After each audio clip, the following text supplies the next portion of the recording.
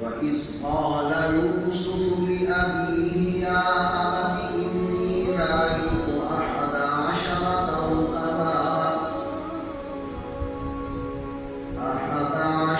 كَوْكَبًا وَالشَّمْسَ وَالْقَمَرَ رَأَيْتُهُمْ لِي سَاجِدِينَ قَالَ يَا بُنَيَّ لَا تَقْصُصْ رُؤْيَاكَ عَلَىٰ إِخْوَتِكَ فَيَكِيدُوا لَكَ كَيْدًا إِنَّ الشَّيْطَانَ لِلْإِنسَانِ عَدُوٌّ مُّبِينٌ صدق الله مولانا العظيم وبلغنا رسوله النبي الكريم الأمين وقال الله تعالى في شان حبيبه مخبرا وآمرا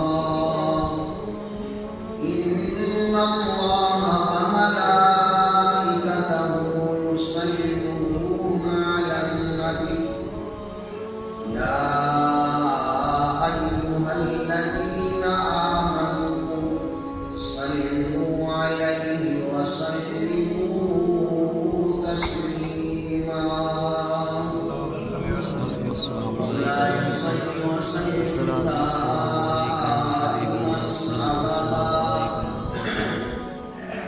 على حبيبك خير الخلق كلهم.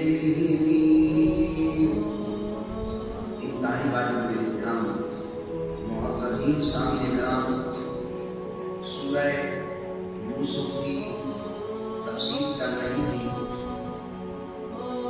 رب کائنات نے اپنے پیارے محبوب پاک صاحب اولاد صلی اللہ علیہ وسلم پر جو قرآن مجید سورہ یوسف یعنی حضرت یوسف علیہ السلام کے واقعات کا سلسلہ میں نازل فرمایا، اس میں ارشاد فرمایا کہ اذ قال یوسف لأبیہ، وہ بات یاد کریں کہ پیارے محبوب صلی اللہ علیہ وسلم جس وقت حضرت یوسف علیہ نبینا علیہ السلام نے اپنے باپ سے یہ عرض کیا، کیا عرض کیا؟ یا ابتی، اے میرے باپ، انی رأیت احد عشر کوکبا، کہ میں نے خواب میں دیکھا ہے کہ 11 ستارے، والشمس اور سورج، والقمر اور چاند، رأیتہم لی ساجدین، میں نے ان کو دیکھا ہے کہ وہ مجھے سجدہ کر رہے ہیں۔ اب مفسرین کرام فرماتے ہیں کہ قرآن مجید میں جہاں رب اپنے پیارے محبوب سے فرماتا ہے اذ، تو وہاں اذکر محبوب ہوتا ہے کہ اے پیارے محبوب یاد کیجئے، یعنی اللہ رب العزت نے مشاہدہ کے لحاظ سے یہ تمام پہلے واقعات اپنے پیارے محبوب کو دکھا دیے، اس لیے تو اپنے پیارے آقا سے رب فرماتا ہے کہ وہ بات یاد کیجئے، وہ بات یاد کیجئے، یعنی نبی کریم نے یہ تمام واقعات رب کے مشاہدہ کروانے سے اس کا علم رکھتے تھے۔ فرمایا کہ حضرت یوسف علیہ السلام نے اپنے باپ سے عرض کیا، ابا میں نے خواب میں دیکھا ہے۔ اب خواب یہ کب دیکھا؟ رمضان المبارک میں جمعہ کی رات اور شب قدر کی رات کو دیکھا، ایک رمضان کا مہینہ، دوسرا شب قدر کی رات، اور تیسرا وہ ذات دیکھ رہی ہے جس کو رب نے نبوت کا کلہ اور نبوت کا لباس اور نبوت کا درجہ عطا کیا۔ آگے حضرت یوسف علیہ السلام نے پہلے بھی فرمایا رائے تو میں نے دیکھا، پھر دوبارہ فرمایا رائے تو ہوں، میں نے ان کو دیکھا۔ یہ تاکید ہے، یعنی میرے دیکھنے میں کوئی خطا اور غلطی نہیں ہے، بلکہ میں نے یقیناً خواب میں دیکھا ہے کہ 11 ستارے مجھے سجدہ کر رہے ہیں اور سورج اور چاند بھی مجھے سجدہ کرتے ہیں۔ اب مفسرین کرام فرماتے ہیں 11 ستاروں سے مراد کون ہے؟ 11 ستاروں سے مراد حضرت یوسف علیہ نبینا علیہ السلام کے 11 بھائی ہیں، اور سورج سے مراد حضرت یعقوب علیہ السلام آپ کے والد گرامی، اور قمر سے مراد آپ کی خالہ، کیونکہ آپ کی والدہ راہیل جس کا نام تھا وہ تو انتقال کر چکی تھی، اور آپ کی خالہ جو تھی اس کا نام جو بھی مفسرین کرام نے لکھا ہے تو وہ خالہ بھی سجدہ کر رہی ہیں، اور خالہ کو ماں کا درجہ ہے کیونکہ وہ بھی ماں کی بہن ہوتی ہے۔ تو نبی کریم صلی اللہ تعالی علیہ وآلہ وسلم پر رب نے یہ آیات طیبہ نازل فرمائی کہ حضرت یوسف علیہ السلام نے اپنے والد سے یہ کہا کہ 11 ستارے سورج اور چاند مجھے سجدہ کر رہے ہیں۔ اب سجدہ سے مراد کیا ہے کہ جیسے نماز کا سجدہ کیا جاتا ہے اسی طرح سجدہ کر رہے ہیں یا تعظیم کر رہے ہیں؟ مفسرین کرام فرماتے ہیں اس سے مراد تعظیم بھی ہو سکتی ہے، یعنی میرے 11 بھائی بھی میری تعظیم کر رہے ہیں، والد اور والدہ بھی میری تعظیم کر رہے ہیں۔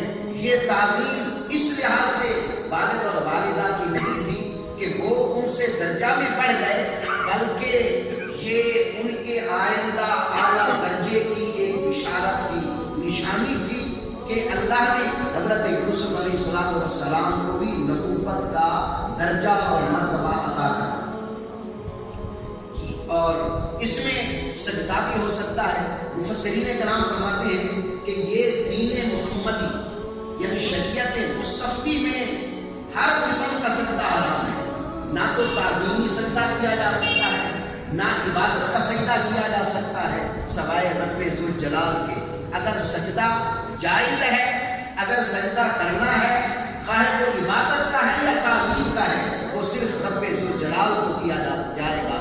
اور اس سے پہلی شریعتوں میں یہ تعظیمی سجدہ غیر اللہ کو کرنا جائز تھا، تو لہذا اگر اس سجدہ سے مراد وہ سجدہ بھی ہو تو جائز ہے، کیونکہ اس شریعت میں غیر اللہ کو سجدہ کرنا جائز تھا۔ اب جب یہ حضرت یوسف علیہ السلام نے اپنا خواب اپنے والد گرامی کو بیان کیا، اب آپ کے والد بھی ایک عام آدمی نہیں تھے، بلکہ وہ بھی نبی تھے، بلکہ نبی کے بیٹے تھے، بلکہ نبی کے پوتے تھے۔ حضرت یعقوب حضرت اسحاق کے بیٹے، حضرت اسحاق حضرت ابراہیم علیہ السلام کے بیٹے۔ حضرت ابراہیم کون ہیں؟ جن کو جد الانبیاء کہا جاتا ہے، جن کی نسل سے انبیاء آئے اور کتنے رسول آئے، اور آپ کی اولاد میں رب نے 3 الہامی کتابیں بھی نازل فرمائی۔ اتنی پیاری اولاد کے داتا حضرت ابراہیم علیہ السلام۔ تو جب حضرت یعقوب کی بارگاہ میں آپ کے بیٹے نے یہ خواب ذکر کیا تو حضرت یعقوب نکاح نبوت سے پہچان گئے اور فرمایا بیٹے، قال یا بنیا۔ یہ بنیا کا لفظ عربی میں پیار کے لیے بھی کہا جاتا ہے، چونکہ حضرت یوسف علیہ السلام تمام بھائیوں سے چھوٹے تھے، اور یہ قاعدہ ہوتا ہے کہ والدین کی محبت سب سے زیادہ چھوٹے کے ساتھ ہوتی ہے۔ تو حضرت یعقوب علیہ السلام نے فرمایا کہ اے میرے پیارے بیٹے، لا تقصص، نہ بیان کر یہ قصہ، اپنا یہ خواب علی اخوتک، اپنے بھائیوں میں سے کسی کو نہ بتانا۔ کیوں؟ فَيَكِيدُوا لَكَ كَيْدًا، وہ تیرے ساتھ کوئی چال چل جائیں گے، کوئی مکر کریں گے۔ حضرت یعقوب کو یہ علم تھا کہ میری محبت ان کے لیے دشوار ہے، کہ میں حضرت یوسف سے محبت کرتا ہوں، اتنی محبت یوسف سے نہیں کرتا۔ اور اس کی 2-3 وجہیں تھیں۔ ایک تو یہ چھوٹے تھے، دوسری وجہ یہ تھی کہ ان کی والدہ چھوٹی عمر میں انتقال کر گئی تھی، اور تیسری وجہ یہ تھی کہ جو نشانیاں نبوت کی حضرت یوسف میں پائی جاتی تھی وہ کسی بھائی میں نہیں پائی جاتی تھی۔ ان 3 وجہوں سے حضرت یعقوب کو پیارے یوسف کے ساتھ بڑا پیار تھا، اور وہ یہ سمجھ گئے تھے کہ اگر یہ خواب بھائیوں کو بتا دیا گیا تو وہ حسد کریں گے کہ ہمیں یہ مرتبہ نہیں ملا، اس کو یہ مرتبہ کیسے ملتا ہے، تو وہ کوئی چال چلیں گے اور یہ بھی حضرت یعقوب نے آگے یہ فرما کر کہ ان الشیطان للانسان عدو مبین، کہ یقیناً شیطان یہ انسان کا کھلا دشمن ہے، تو گویا وہ شیطان کے وسوسے سے تیرے ساتھ کوئی چال چلیں گے اور ان کو یہ نہ بتانا۔ لیکن حضرت یعقوب نے حضرت یوسف علیہ السلام سے تو فرما دیا کہ بھائیوں کو نہ بتانا، ان کو کس نے بتا دیا؟ تو مفسرین کرام فرماتے ہیں کہ شمعون کی بہن نے، شمعون بھی آپ کے بھائی تھے اور ماں کی طرف سے سوتیلے تھے، باپ کی طرف سے سگے تھے، اور اس کی بہن یہ بات سن رہی تھی کہیں چھپ کر، اور اس کی بہن نے دوسرے بھائیوں کو بتا دیا کہ ایسا ایسا معاملہ ہے۔ تو پھر جو کام رب نے کرنا تھا اس کا آخر کوئی نہ کوئی سبب تو ہونا ہی تھا، اور وہ کام مکمل ہو کر رہنا تھا، ان کو پتہ چل گیا۔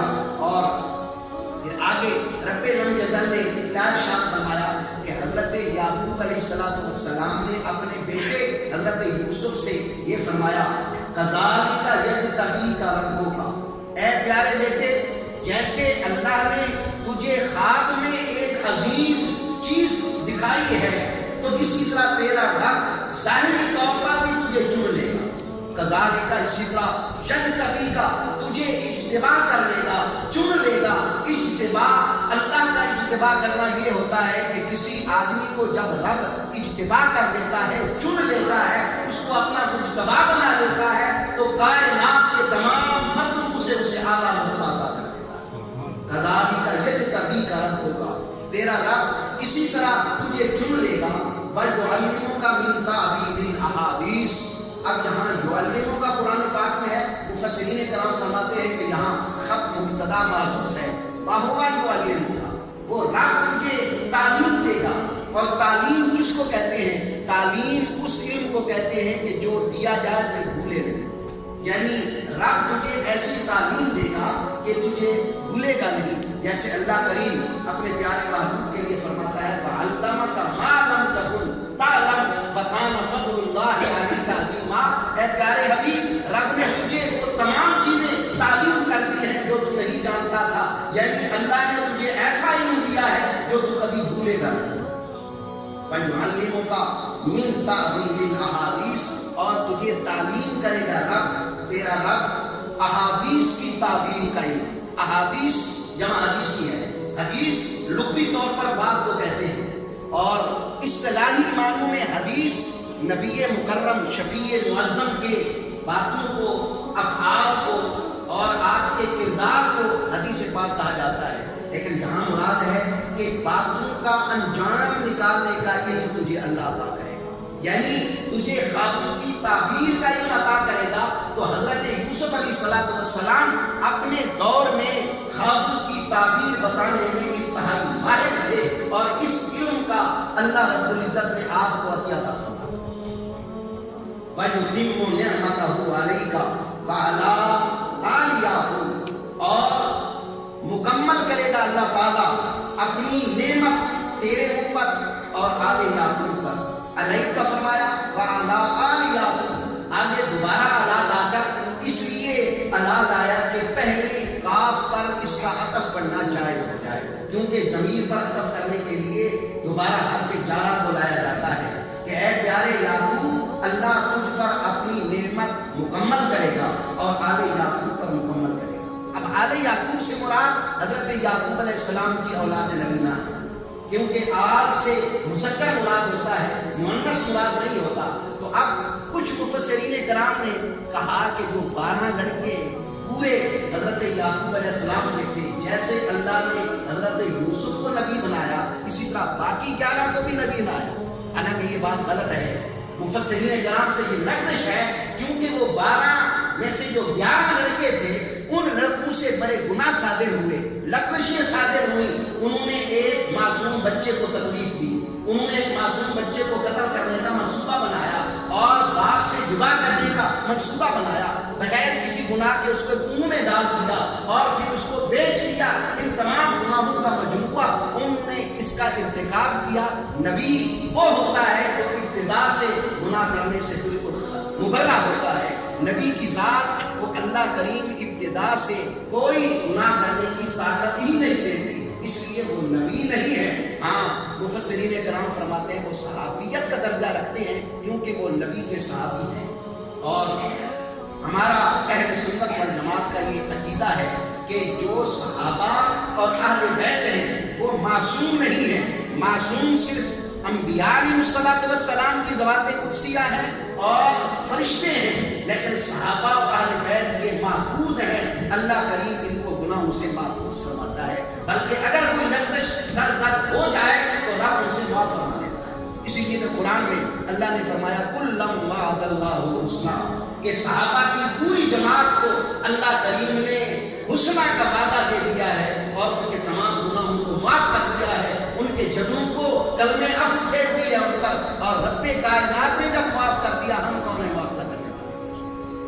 اللہ کریم نے یہ فرمایا کہ حضرت یعقوب علیہ السلام نے اپنے بیٹے سے فرمایا اے پیارے یوسف، اللہ کریم اپنی نعمت تم پر مکمل کرے گا اور آل یعقوب پر مکمل کرے گا، کما اتمھا علی ابویک، جس طرح اپنی نعمت کو مکمل کیا تیرے والدین پر، تیرے آباء و اجداد پر. آباء و اجداد سے مراد کون ہے؟ حضرت ابراہیم علیہ السلام جو جد اعلیٰ ہیں انبیاء ہیں. ان پر کیسے نعمت کو مکمل کیا کہ نمرود کی آگ ان پر اٹھا دی. حضرت ابراہیم علیہ السلام نے اپنے بیٹے کی اکلوتے بیٹے کی قربانی بھی رب نے قبول کر لی، اور قربانی اس میڈھے کی قربانی کو قبول کر لیا، بچے کو بچا لیا. اور اس طرح کے اور بھی انعامات اللہ نے حضرت ابراہیم علیہ السلام پر دیے. اور حضرت اسحاق علیہ السلام پر بھی اپنی نعمت کو مکمل کیا کہ ان کو چھری کے نیچے سے محفوظ رکھا، ان کے بدلے جنت کا میڈا دلایا. اور علی ابویک من قبل، کہ تم سے پہلے تیرے آباء و اجداد پر اپنی نعمت کو مکمل کیا. وہ کون ہے آباء و اجداد؟ ابراہیم علیہ السلام اور حضرت اسحاق علیہ السلام. ان ربک علیم حکیم، بے شک تیرا رب علم رکھنے والا ہے اور حکمت رکھنے والا ہے.